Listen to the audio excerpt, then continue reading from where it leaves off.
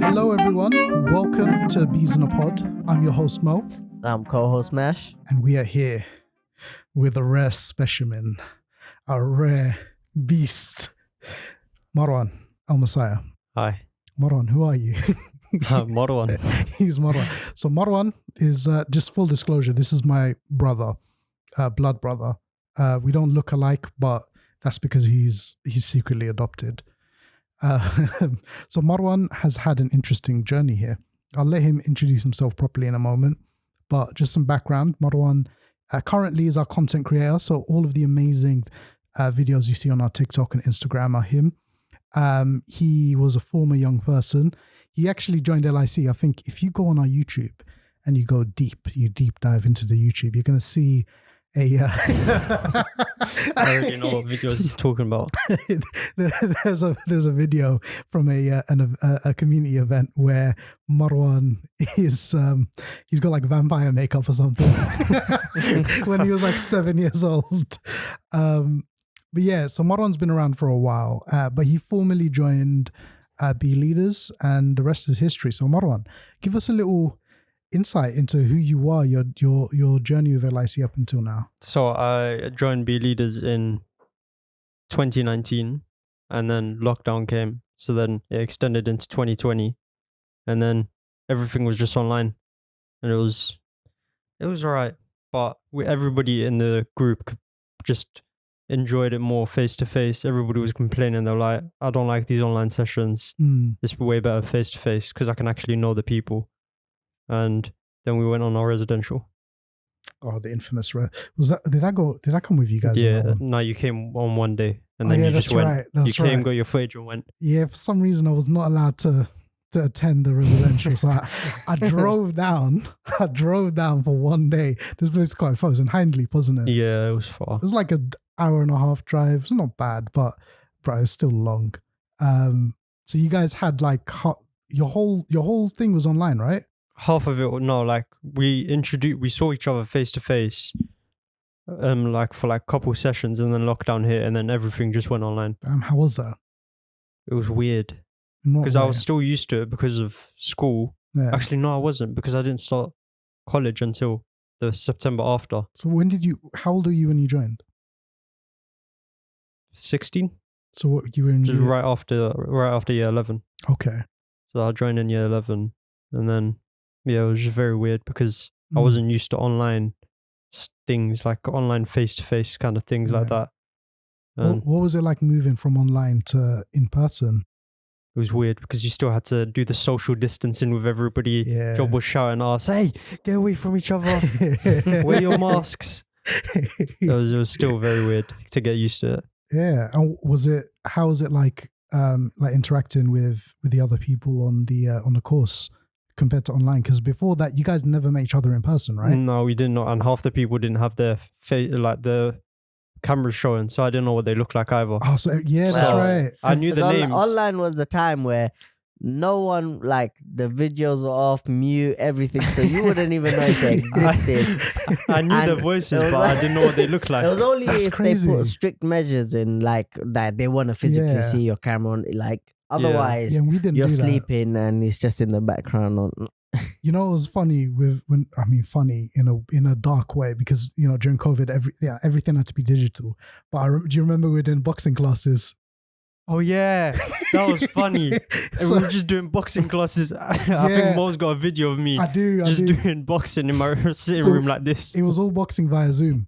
And it was so weird. Yeah, the instructor was at home and he was like, okay, 1, 2. And I just got a video of Marwan here. He set up the camera because I made him do it. Because it was part of a thing we were doing called Be Active. Yeah. Like it was an online campaign to try and help people stay healthy and active during the lockdown.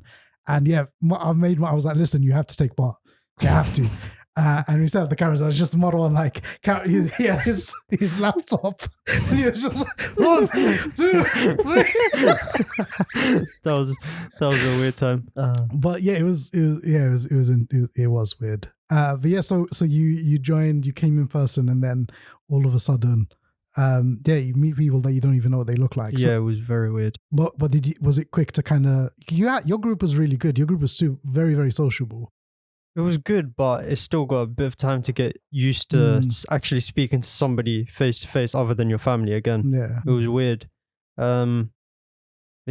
Did you feel like you lost the sense of your social skills because of 100%, being in your home, behind 100%. 4 walls? You just like, sometimes you forget how to speak to a person. You just stuck at home. In lockdown, I was just stuck with my family and like talking on PlayStation with my friends. So I was just used to that. And when I was speaking to somebody, I was stuttering like, it was just scary. I think we might have a video somewhere. I don't think we've uploaded it, but I think I filmed the first session they had, and it was, I can't lie, it was mad awkward. But what can you expect? Yeah, it was crazy times. Man, so all right, so talk us through from that point. So you've joined Head Start Action. How long how long was the full course? 1 year and a half, I think. Year and a half. Because your one was a bit longer. I think our one was extended, yeah. Yeah. So talk us through. So you got up to Head Start Action. You come out of lockdown. You're in person. So continue your journey from there. Yeah. So at that point, I wanted to pursue a career in law, and then I slowly realized because I was doing it in college, and I found it very interesting. And then the more and more Mo was like talking me through the camera and media and stuff, I was just like, you know what, I might be good at this. Since I was young, I was used to being on camera because it's him and my other brother would just come up to me randomly, just start recording me, like, do something funny, man, do something funny. I can't express. I have so much footage of him. I have footage from him from when he was a baby up until now, doing weird stuff, cancelable stuff.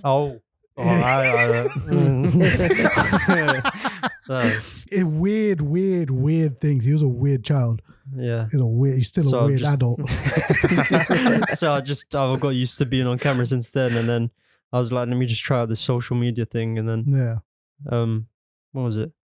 My second year of college, I started doing volunteering here with the camera, my phone and stuff like that. And then towards the end of my second year of college, I started making videos that actually went up on LIC. And then I came and spoke to Saeed and stuff. And then I got my role here as a content creator.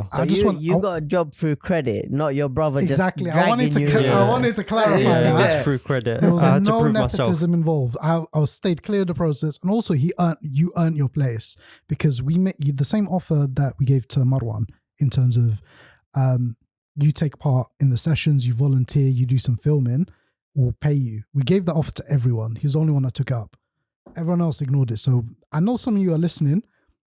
Look, it's peak now. It's peak. Marwan's getting paid. Some of them are my friends as well. Yeah, I'm sending this video to you straight away. Yeah. So he got, and he's here. It's a year now. It's been a year. Yeah, October it was a year. Yeah. So he's been here a year. He's living proof that grab the opportunity while it's there. Exactly. And the content's just been. I think if you look over the last year, the content just getting better and better, and now we're here now. Bees in a pod. Now he's on Bees in a pod. Yeah, I'm gonna get you ready to start editing these episodes. These long videos. Yeah. I'm down. Oh yeah, I'm down. But yeah, so now Marwan's here. So he's our content creator. He's been here for a while now, and I'm looking forward to seeing what's next. So what are you doing? So you said that you changed your mind from law and you wanted to look into content production. Yeah. So what's happening now? So if media didn't work out for me, I was gonna just pursue being a paralegal. So I wanted to do that. I think it's a 2-year course. Yeah. You do your 2-year course and then you become a paralegal. So I wanted to do that, but media's worked out for me. So you're studying that at uni now? Yeah, I'm doing media and communications in uni. How are you finding that? Have you learned anything useful? No, it's mostly just theory. It's just theory. And it's not even new theory, it's old theory. How when media first started out, some interesting things. So you're in an interesting place now because you, similar to kind of what me and Humaira were doing, where we took part of the program and now you're working for LIC. You're getting older now, you're almost hitting 20, you're leaving your teens, you're no longer a teenage baby anymore. So from your kind of perspective as a young person, like, what do you think are the biggest challenges that face young people right now? So I think literally like your age, I mean, I guess take us through maybe some of the challenges that were that young people facing while actually COVID's a bit different. I can't even say while you were 16 no, because it's a different world. Yeah, it was different. Let's just stick with just now. COVID wasn't specific it doesn't count. to young people. I mean, it was. I think they had their own challenges, but I guess right now, if you could kind of go through a few, what do you think are some of the biggest challenges? I think definitely for one is just not taking the opportunities that are there. Because I know Tower Hamlets is just very pick and choose. Yeah. I think people just need to take the opportunities when they're given. What do you mean pick and choose? Like, I know people, they have the opportunities there, but they would rather just go off and do something else. Try to find their own way there. But if you got the opportunity in front of you, I'll say take it. No matter. Yeah. Actually, it does depend on what it is, but yeah. So what other kind of challenges do you think young people generally are facing? What challenges? When I say you're a young person, so look into your immediate future, because you've got 2 more years at uni or 1 more year at uni? 1 more year at uni. So you're almost like done. You're going to be a full-fledged member of society, and you're going to have to deal with some of the realities that come with that. I think it's definitely experience, because one of the harder things is you can't get a job without experience. But when you're 16, you can't get experience. You can't get work experience. We offer that here at LIC, so. That's right. That's B Leaders, isn't it? Yeah, B Leaders. So that's what I'm saying. B Leaders actually helped me. So I got experience in here at LIC, and yeah, just at LIC. Yeah, but a few of our other young people. So I think when he joined, again, he joined just as these programs were starting to get their foot in, but after his cohort, we started, because of his cohort, actually, because of the success of his cohort, we managed to go to other organizations like BNP Paribas and Barclays, JP Morgan, that's right, Hill, BPTW, all these amazing organizations. Young people are getting work experience there. A few of the young people are doing apprenticeships now. I think, was Nispa in your group? Yeah, she was. So she's doing apprenticeship. No, she wasn't. She was in the one after me. The one after, yeah. She's doing an apprenticeship, I think, at Hill. We've got a few people, man, that are doing really well. So experience is a rough thing. It is very rough, because you can't get any job without any sort of work experience. Like even a retail job, you go in, they're like, "Oh, do you have any experience in retail?" You're 16, you don't. But even with retail, man, like you can obviously have you're limiting yourselves in terms of your career. So you can make money, you can make a career out of retail, but not everybody wants to do that. Yeah. What about young people want to pursue content creation or law? Law's a crazy one. Like that, I don't know how you even get round to getting work experience of law as a young person, just trying to expose I think it relates to connections. A lot of people who are in that sector will often need to rely on family or friends who are in the sector themselves, who have an office or a place, like come and work with me on some of these things to just get an exposure to the field. That might be the case for most roles. But you see, but that's where when it comes to racial equity, like this is a big thing that we're trying to overcome. And when it comes to specifically racial equity, because I mean, race and class are intertwined when it comes to some of the issues that we're facing, but especially young people now, tied exactly to what you're saying. People that have family that work or own or are in a big position, especially like the legal field, some of these competitive legal, medical, architecture, these specialized fields, they tend to be white middle class or richer. And people from our backgrounds often don't have that foot in the door. So a lot of these work experiences are not made available to us. When you go to school to get work experience, it's not often in places that are relevant to you.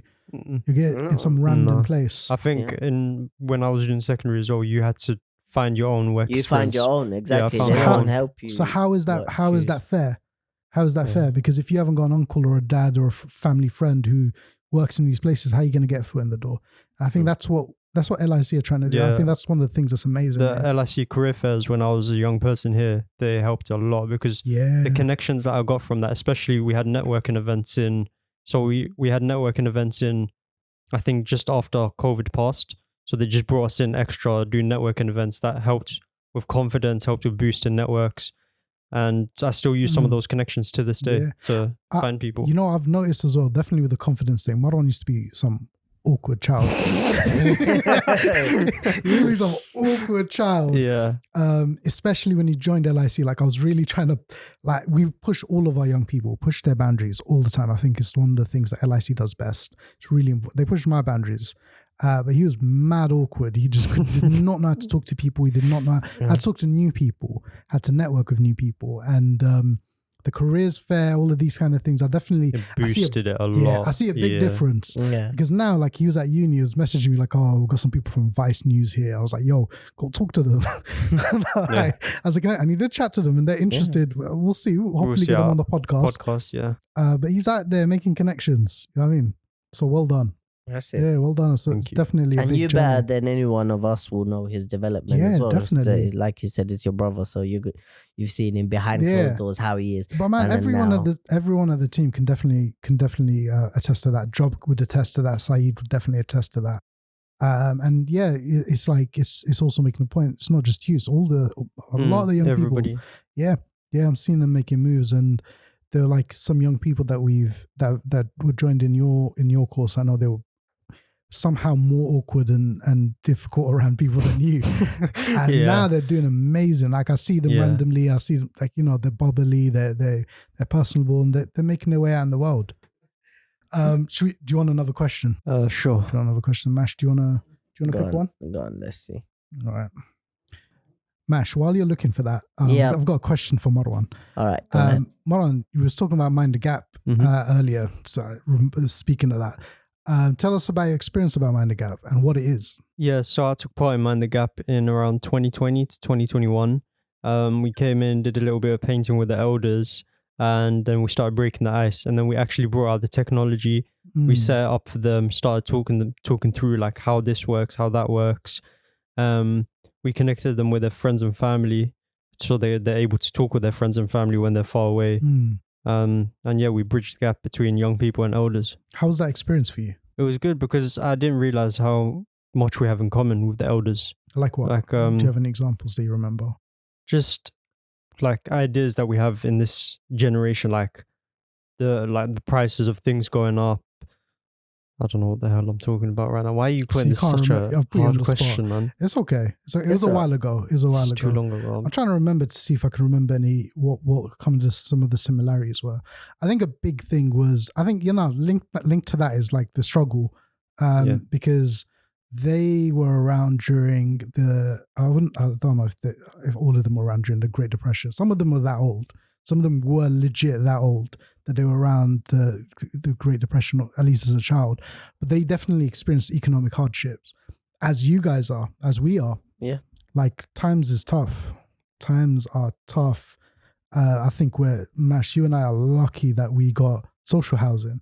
I don't think I could definitely not afford I was looking at like the private industry, and basically you would probably have to give your whole month's wage to be able to pay the rent, just to stay there, just the rent, because it can range from 1,200 to 2,000. I've seen places that 2,500 to 3,000. Now you gotta be earning ridiculous money to be able to afford that, first of all. Yeah. And if you were, then it's most likely something that you earn in a month. You have to blow it all on just having a place to stay, just being able to afford a home. I do wonder, because I know the older generation had it difficult, but I don't know if housing was their issue. Because speaking of like throwback to what we was talking about in terms of challenges for young people now, housing is going to be your biggest 100%. Challenge. Without social housing, I don't see many young people being able to move out. I'm 28 years old. I'm on a decent salary. I could not afford to move out, not without going halves with someone. And even then, I wouldn't have money left over. I'd have to just keep working. You probably definitely have to work. Now I think it's a standard for people to work multiple jobs. You have to. You have to. Mo, forget about houses. Do you know how today it was that tough? My wife was asking me, do any of your friends have gym memberships so we can go halves with them? Like, it's mental. Which is illegal. Yeah, okay. Well, then I don't know that. So, which is illegal. Yeah, thank you for letting me know. So, yeah, no halving gym membership. Mental, like. Nice. It's difficult. So housing is the biggest one, but I like to wonder, like with the older generation, and I don't think housing was their issue, but they had other struggles when it comes to, especially financial. I don't know if it was like maybe with food, maybe because social there was more social housing back then because there's way less now, like way less available. People have bigger families now. Overcrowdings, especially in town hamlets, overcrowding is mental. I know people who have 7 people living in a 2-bed house. Standard. I think we all know someone who's living in those kind of conditions. And imagine as a young person, we were overcrowded. There's me, you, and Eamon in one room. I mean, we got along, so it was fine. But most of the time. Yeah, most of the time. Most of the time. There were some scraps. But it was difficult. It was difficult, man. Like you were a bit younger, so I think your experience was a bit different. Me and Eamon, we'll get Eamon on the podcast and he'll testify to that. Like, Mash, I don't know if you were in I had at one point 8 of us in a 3-bed, and so I've got there's 5 siblings all together with mine. So, and me growing up, I got lucky. I'm the eldest, so I always had my own room. So I didn't know the struggle for them. Like, I was living like a king. But my sisters and brothers, like I've got 2 brothers and 2 sisters in one room. Wow. And then it got to a point where when my brother heard about my marriage, he was praying. He was praying. He was like, can't wait till it gets out. And like, but for the first year, I was still in that house. So then obviously my wife came in. So now there's 8 of us in a 3-bed. It's mental. And my brother every day is like, when are you leaving? When are you leaving? Can I get your room? When can I get your room? And then he's scrapping with my older sister, she's the next in line. She's never had a room to her, so she wants the room. For a room. So now everyone's fighting for this bedroom. Like, it's what where I definitely think it's where it gets really difficult is with your kind of personal development, your professional development, and just your well-being as well. Where do you have time to take care of yourself because you have no privacy? Yeah. Like. I'm sure Eamon felt the same because me and Eamon were the ones we didn't get along at times because I think we didn't have me and Eamon get along great now. Now that we've got a space, we get along so much better. But being in that close environment, especially 3 men effectively sharing one room, we got along for the most part, which is good. And I can imagine how difficult that must be with young people who don't get along so well with their siblings. But even we got along for the most part, and it was still difficult because you don't have your own space, you don't have your own, when you want to chill in the evening after work or after studying. Let me check the cameras. All right, I'm so paranoid. You found a good question. There's a question within the question. Question within a question. Questionception. That's why I like it. All right then. All right, so let's move on to this Marwan. So, do you believe that everything happens for a reason? Or do we find reasons after things happen? Oh, that's a really good question. Yeah. That's what I was saying, the question within a question. I don't know. It's a bit of both. Because, this is a hard question to answer. Could you repeat it? Do you believe that everything happens for a reason? Or do we find reasons after things happen? I side with the first bit, that everything happens for a reason, because religiously, I believe everything's up to the will of Allah. Like, my God, everything's up to the will of Him. Nothing happens without His say-so. So that's how I just live my life. I mean, it's a good way. It's a good way to live your life. I don't even know how to respond to that. Yeah. Because I think that's a question for all of us, not just you, Marwan. That's a very tough question. But what does... I need to keep looking at this question because it's such a... it's a heavy question. Believe that everything happens for a reason, but finding reason is different than it being predestined, right? Because God can have things written for you. Yeah. And you can accept that.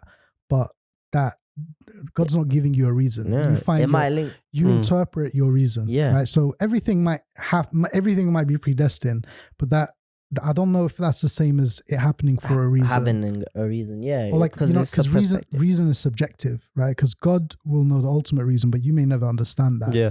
So in terms of your experience, because let's take a real life kind of thing that might have happened to you. It's I guess this is like a matter of perspective, because this is really kind of more when you start thinking about, okay, is it like, do you want to, like Marwan, you're saying like your approach is like, I'm not even going to try and think about it. It happened. It must have happened for some reason. Because the second part of it is more like whether we want to find a reason for it. Yeah. And to find a reason for something means you have to think about it. I think a lot of the times that comes with if you have that introspection, if you're the kind of person that really, because I'm definitely like that. I think a lot about what, because for me, that's the easiest way of dealing with things, is I like to think through it. Okay, what kind of like even when it's bad situations, what are the kind of positives that you can find for this, or has it opened the doors for something else? Will this open the doors for something else? Will you be able to gain something from it? I think the biggest thing is like, I think something that's common with every single person in this world is dealing with death, right?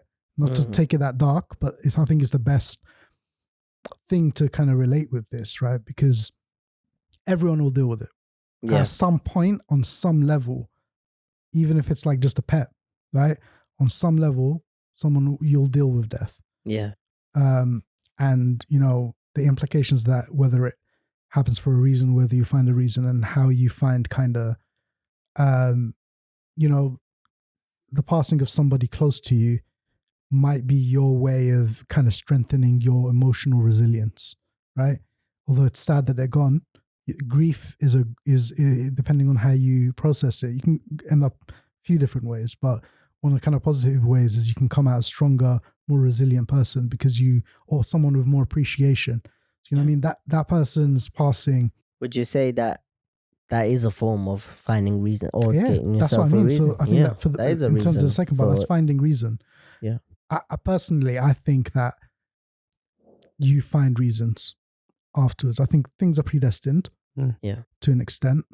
I think where even religiously, where I'd love to have a sheikh on here trying to explain this, is something like parallel universes. I'm not trying to go on a tangent, but I'm just saying philosophically, right? Let's say parallel universes exist, right? Then that means that everything is predestined, but that also enables free will, right? Because it means you have free will in this universe. Yeah, we do. To do whatever you want. But then where religiously you can find some harmony is in other parallel universes, things are predestined, but in different streams of time, right? So in that way, you can still find, I think it's still applicable religiously to find reason. Sorry, Mash, what were you going to say? No, so on the line of free will and destiny, I think they go hand in hand, because something is predestined, but where we have free will, we have a choice to kind of make a decision that might divert from what was already predestined. So this is something well, in Islam we call it qadr, right? But a lot of people might get qadr confused, because what qadr can make you think is, okay, well, how can we have free will, choices to do as we please, but then everything's written, everything's already destined?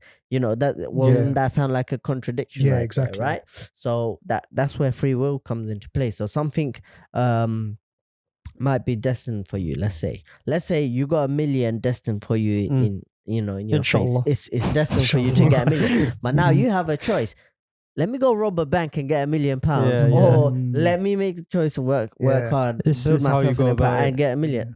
And that's where free will comes into play. It's making those decisions. I think you're a lot more knowledgeable than I am religiously. One of my favorite quotes from the Prophet ﷺ was that somebody came to him, and is the story about the camel, where he kept saying, "Oh, Prophet, my camel keeps running away. Yeah. I've been praying to Allah that it doesn't run away." but it keeps going. What does this mean? And the Prophet said, he's like, but I have faith in Allah that the camel's not going to go. And the Prophet sallallahu alaihi wasallam said, tie down your camel and then have faith in Allah. I love that story. I love that story because it shows, it displays you play your part and then God will play his part. Exactly. As well. You can't sit around your life, doing nothing and think, okay, well, things are written for me. So if I stay at home, money's gonna come in my bank. I'm gonna get a lovely spouse and a partner. I'm gonna get a lovely home. Yeah, and people. It's cross religion because I think this is from the Bible, but God helps those who help themselves. Yeah, right. Same thing. I think that is in the Bible. Same thing. Yeah. And it's true. You know what I mean? I think it's a beautiful thing because it definitely pushes like this harmony of you are responsible for your actions and you're responsible for finding reason. Yeah. And finding reason for your actions, kind of trying to tie it back to the original question. Yeah. All right.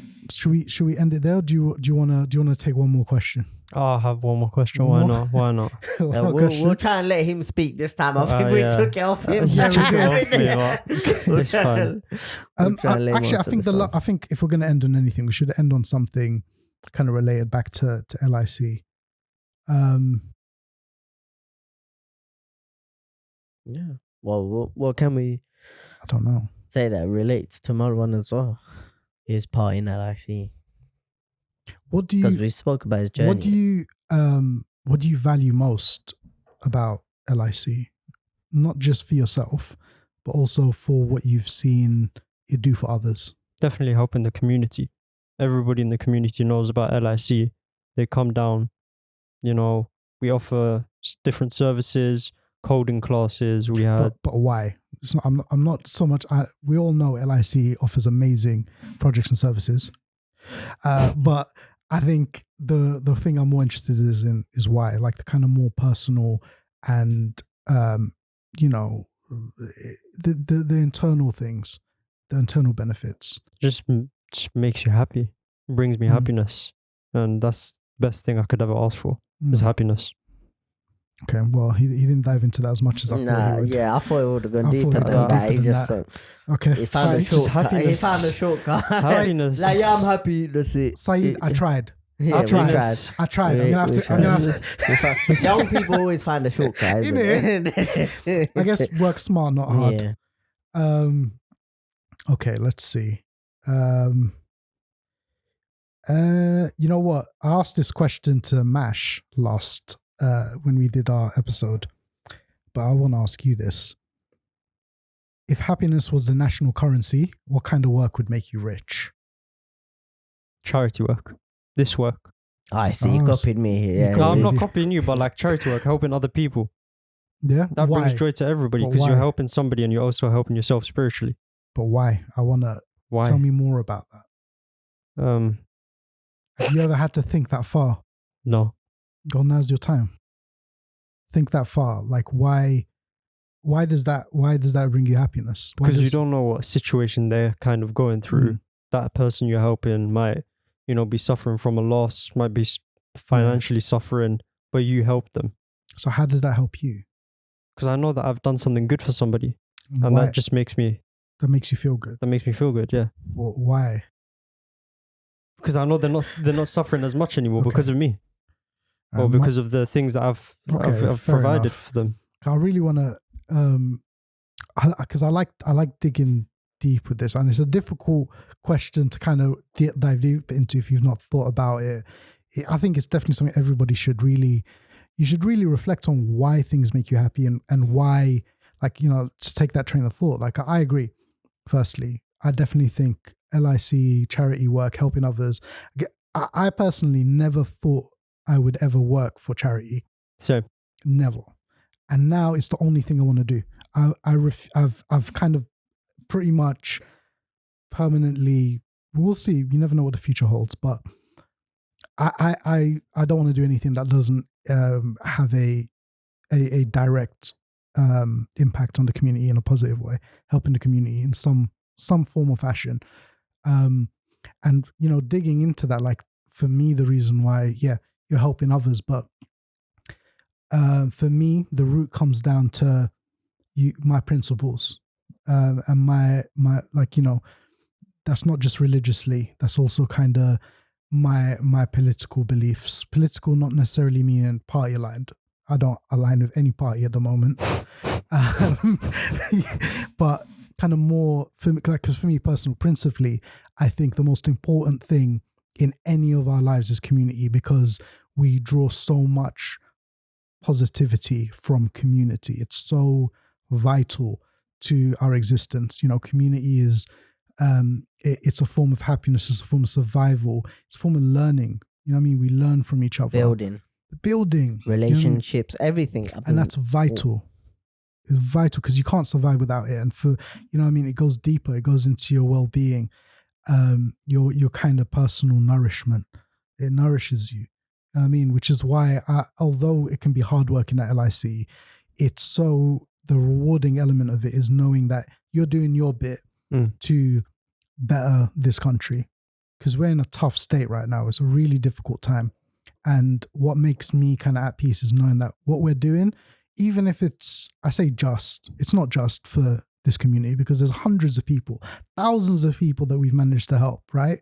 But in the scheme of, I don't know how many people are in this country, 60 million people in this country. It's not hitting it, but we're doing our part. And if there's loads of Teviot centers, loads of LICs around the country doing their bit, then we're all good. That's the whole thing. Everybody does their bit. And that's what, for me, that's what's important, because you're doing your bit and you're endorsing it. So for me personally, when I do something, or if I'm going to take part in something, I see it as an endorsement. And for me, an endorsement means I think everyone else should do this. What do you think of that, Mash? I think you guys spot on. Yeah. Utilize your youth centers around you, or your just centers around you. Yeah. And if you don't have one, do something you get to find the closest one. Find the closest, or rally with your local housing association. They got money. These people got money. The amount of rent that they're taking from us, they got money. Talk to them. Get a bunch of your residents, a bunch of your neighbors together, families, friends. Go to them, write them a letter, do some meetings and say, look, we want to do something. One of the things I've been frustrated with in my local area, because I don't have something like right in my block, but one of the things I've been writing loads of letters, which they're just blanking me, my landlord, is we've got loads of patches of like grass and like random trees around in my block. Yeah. And I've been writing them letters saying, turn that into like gardening, like something for where people can grow things. Wow. Like it's just wasted space. We have so much green space and places we can farm things.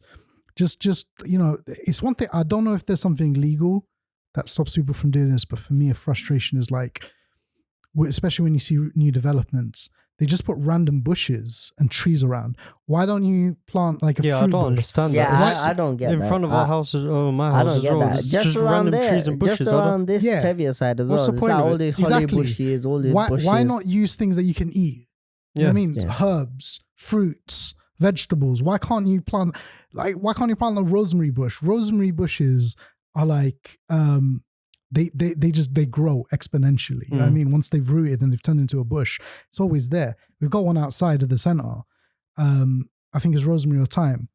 And yeah, that bush never goes. Like whenever I don't buy rosemary or thyme. I just pick it from there. But that's what we should have more of that. Like, I don't understand it. Yeah. Man. Anyway, should we end it there? Because I'm quite hungry. Same. Yeah, I think it's lunchtime.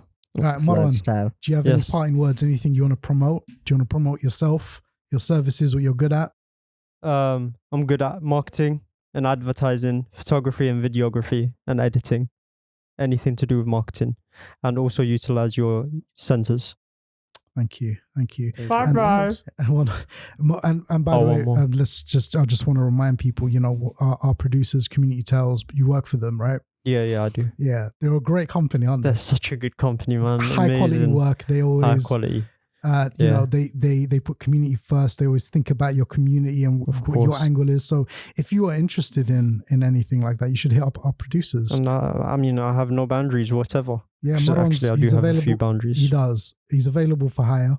But yeah, thank you so much for spending. No problem. Thank you. Thank you for having me. How about the outro? Yeah, well, I need to remind people, make sure you like, comment, subscribe, actually, follow. This is my thing. That's true. All right, let's let Marwan Let's let the content creator do this bit. Thank you everybody for watching. Make sure you like, follow and share, and please be sure to DM us if you have any questions or you want to join any of our courses. Thank you. And if you want to join the podcast, if you go on our link in bio, we've got a guest submission form there. So nominate yourself, nominate someone else. But for now, I've been Mo. And I've been your co-host Mash. And thank you for watching. Bees in a pot. That's so cringe. Bye. Bye.